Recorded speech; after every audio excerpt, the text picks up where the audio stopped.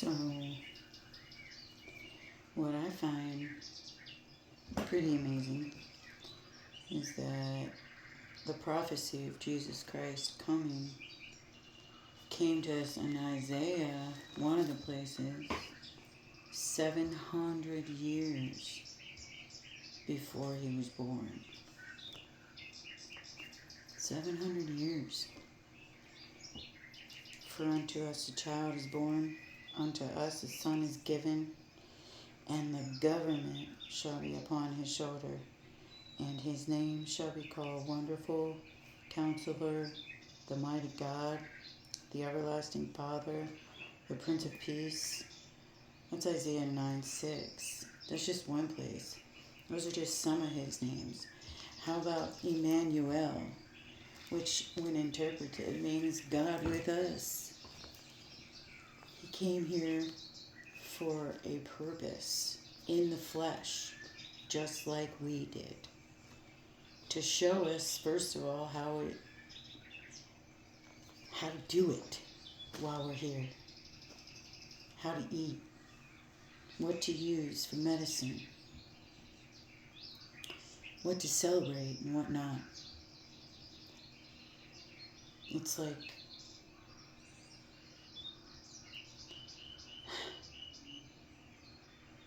it's all there. 700 years later, it starts in Matthew 1:9, I think. You know?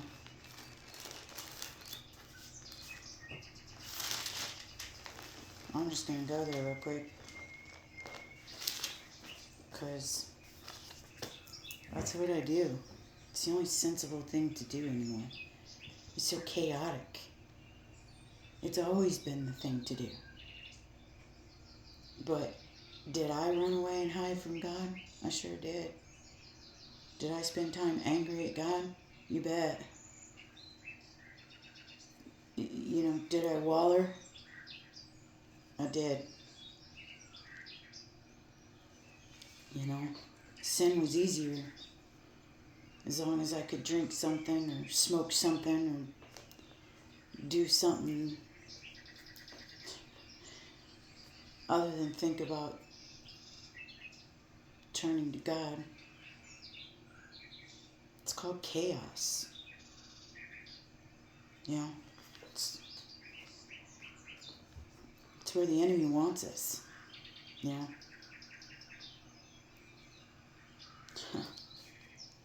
I mean, look at this, If I say one more time. But yeah, right here in Matthew chapter 2, it starts about the story of Jesus. Actually, Matthew 1:19 is where it starts. 700 years later, here he comes.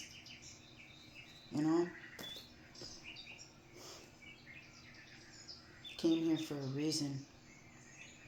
To die for all of our sins. God can't look upon sin. He doesn't even see our flesh when he looks at us. He sees our spirits. He created our souls. They already belong to him.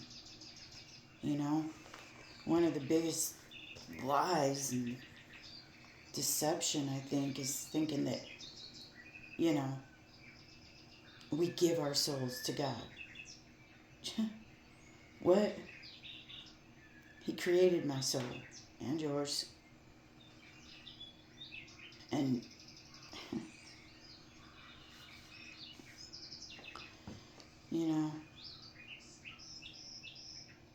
I choose to love him because it's the only thing that's ever felt right. The only thing in my life that has never disappeared. He's the only one who's never tried to take his love back from me. I wrote a poem about that. I'll have to read it to you next time I get on here. I'll shut this thing off and dig it up and read it to you. I wrote it years ago. Years ago.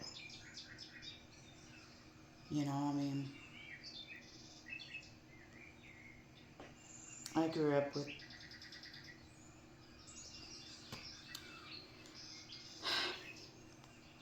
You know, I've been struggling with that a lot lately. And I think it's because the person that's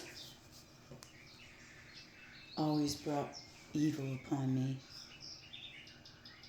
is still doing it. But now it's sneaky. And it's the sheep's clothing has gotten thicker.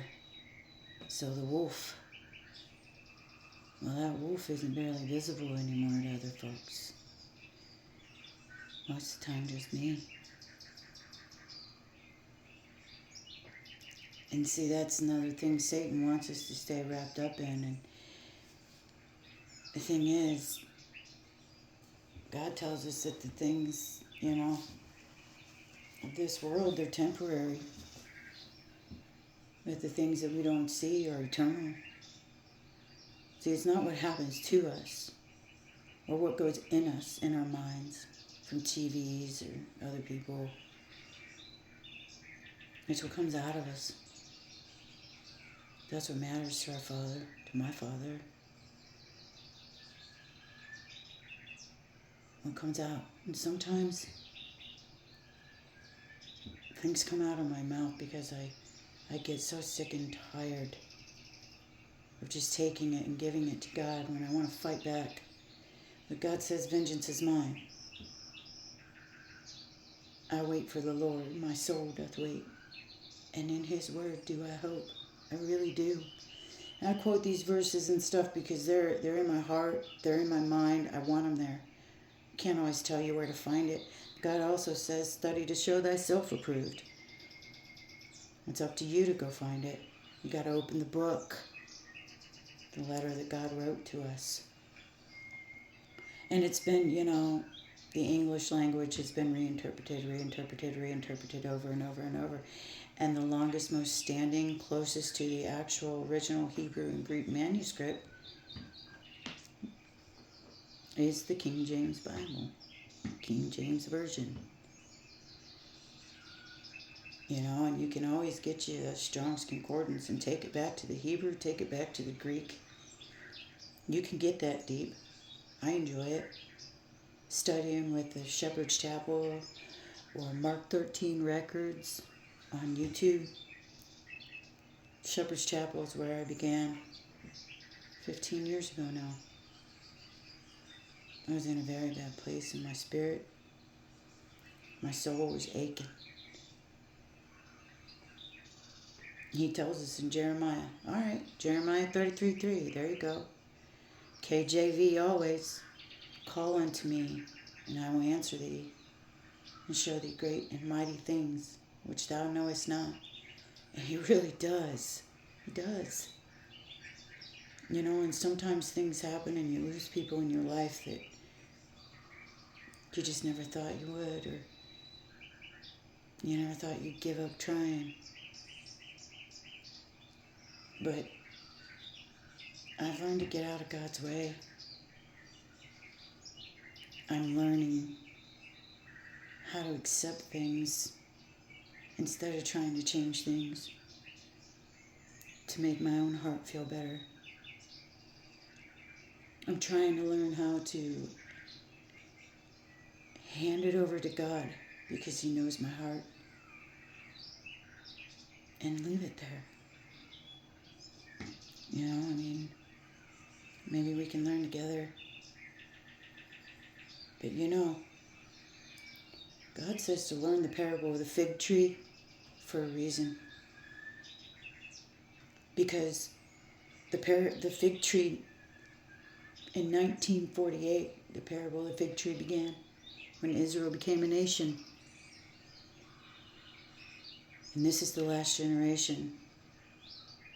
That will be the last generation in this earth age. So learn the parable of the fig tree. Dive in. You get lost in His word. Don't be fooled. There's one that comes before the true Christ. It says He's it.